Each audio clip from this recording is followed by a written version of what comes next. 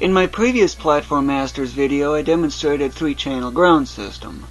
That is, for every 3 channels, the scaling, or the z-distance, doubles. That is, from 1, 3 channels later, it's 2, 3 more, and it's 4, and so on. Well, it turns out that in Keveran Reef, when I was doing the simulation screenshot 6 months ago, I've encountered a problem with the fog. It was too obvious and too high of a contrast. So I'm ending up redoing it. I went into my 135-page design document, give or take some, and I've worked out a way of resolving that. Turns out that I'm going to need a lot more channels. Not 5, not 6, not even 8, not quite even 10, but 12. Although originally only 8 was needed, but I really wanted to ensure it had a good one. So, since I needed to redo it, might as well go with 12. Because, well, in my blog that I've fairly recently updated, I've explained how the enhanced ground system would work for it mimicking the clouds. Well, there's some upsides and downsides to that. But I have realized that with 12 channels and the such, it's easier to see the difference. But I wanted to explain just how I go about processing the ground, since I don't happen to have a video explaining that. Although I do have screenshots in the previous video. So, what I need to do is let's see. Notice the Excel in the background here? Height. That's what this number is. If you remember from how I explained how I made the simulation screenshots for the world and how I made them, well, number in parentheses is the scaling. This column is the scaling. This is the channel ID number.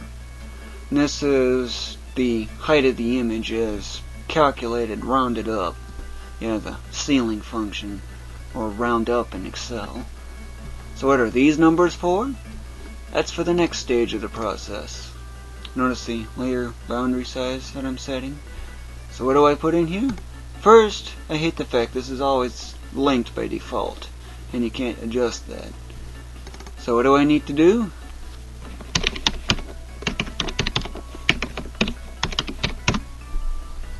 That's what I need to do. Notice the relationship here? So what is this for then? Well, it's to kind of provide a way to randomize the texture.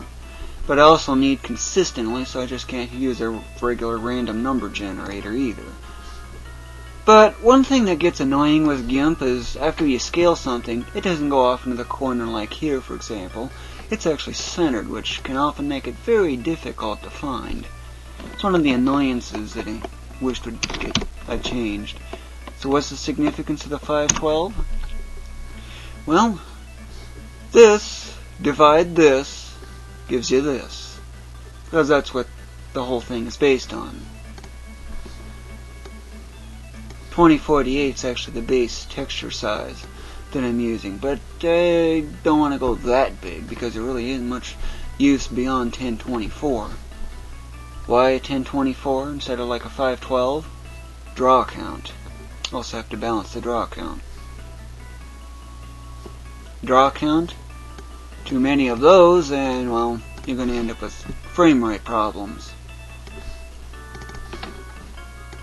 Yep, same procedure. But notice how I'm using the window here as kind of like a bookmark or ruler or something to judge where it needs to be. It's one of my techniques I've developed for my animation creation stuff.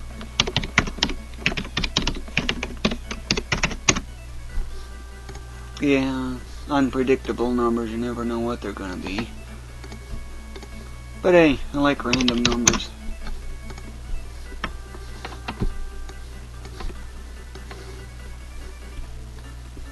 Yep, I always put them off in this corner.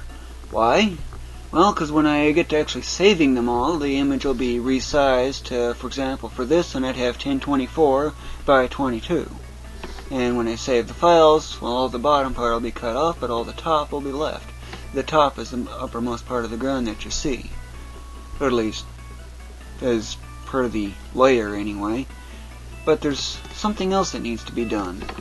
All textures must be 1024, but these are 512s. I sometimes end up forgetting to adjust that. Only with the 512s though. It almost never happens with anything smaller. So you're probably also wondering, now how far out do I go? Well, I need to find the point where against the solid texture, solid? That's easy to explain.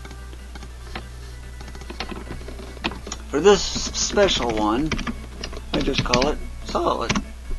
But what's solid? Easy.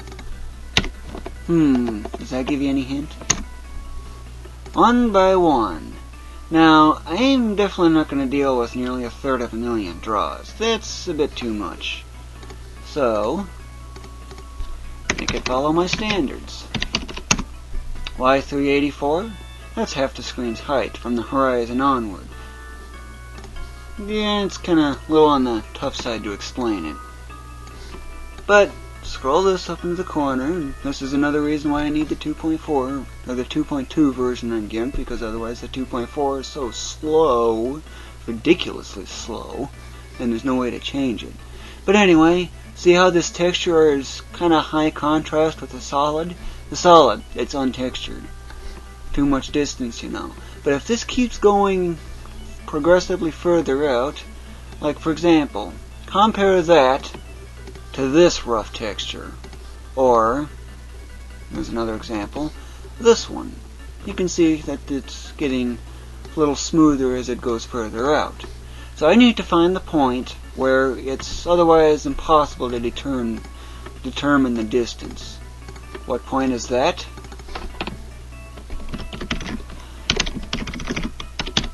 For this texture, it's 16. It's relatively smooth.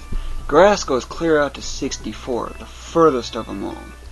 So you're probably wondering, water, now why would that go all the way out to 256? Well, the texture is based on 32, but the waves are what offset it. And of course, this is processed in the same way, except in this case I actually memorize all these numbers. Except you need to find the 256 for the center. Trying to remember what the numbers were. Okay, now I want you to compare that with this. Now, can you see a difference? Okay, I'll zoom in because I don't think you can. Now, can you see a difference? If you're looking really, really close, you can see the boundary line right in here. It's very, very hard to see, and I keep going on this repeated process until this point happens. For grass, that's 64. Sand is 16. Snow, which is what this is 16. Water is based on 32. And lava is 32. And so forth. But I just wanted to explain how the ground is done. In the next video, you'll see the actual ground in action, along with seeing Nautara Ice Shelf for the first time in action. Gameplay will likely follow after that. But, yep, move this down to reveal the next layer. Makes it easier to find them.